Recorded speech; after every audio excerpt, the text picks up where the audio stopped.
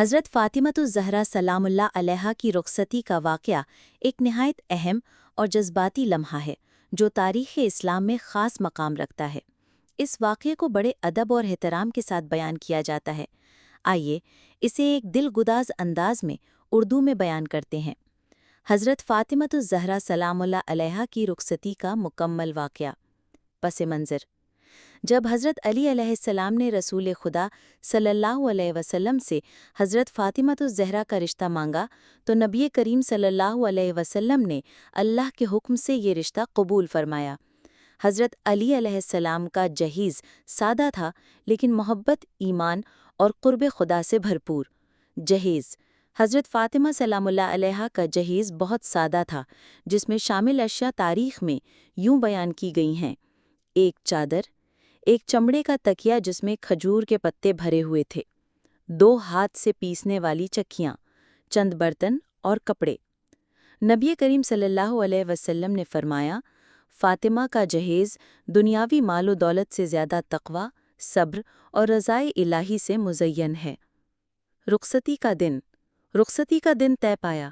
حضرت علی علیہ السلام نے اپنا ایک مختصر سا گھر تیار کیا تھا جو سادگی اور پاکیزگی کی مثال تھا۔ حضرت فاطمہ سلام اللہ علیہا کی رخصتی کے موقع پر مدینہ میں ایک روحانی فضا قائم تھی۔ خود رسول اکرم صلی اللہ علیہ وسلم نے بیٹی کی رخصتی کے تمام انتظامات کیے۔ حضرت محمد صلی اللہ علیہ وسلم کا خطبہ: رخصتی کے وقت نبی کریم نے ایک مختصر مگر دل کو چھو لینے والا خطبہ دیا۔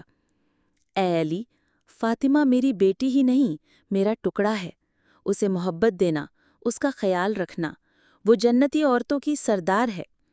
پھر رسول اللہ صلی اللہ علیہ وسلم نے حضرت فاطمہ سلام اللہ علیہا کا ہاتھ حضرت علی علیہ السلام کے ہاتھ میں دیا اور فرمایا، یا علی، فاطمہ تمہاری بیوی ہے اور تم اس کے شوہر ہو۔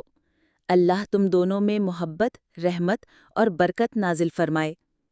نکاح کے بعد کی رات: جب حضرت فاطمہ سلام اللہ علیہا اپنے نئے گھر میں آئیں تو رسول خدا خود ان کے ساتھ آئے۔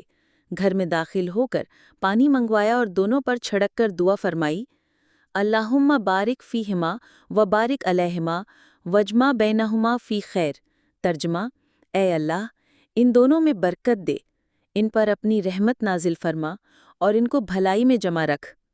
حضرت فاطمہ سلام اللہ علیہا کی پہلی رات: اس رات حضرت علی نہایت ادب سے فاطمہ کے قریب آئے۔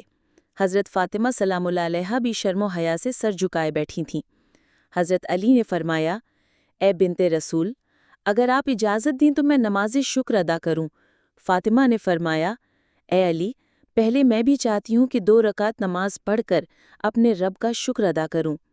یہ تھا اہل بیت علیہ السلام کا پاکیزہ طرز زندگی۔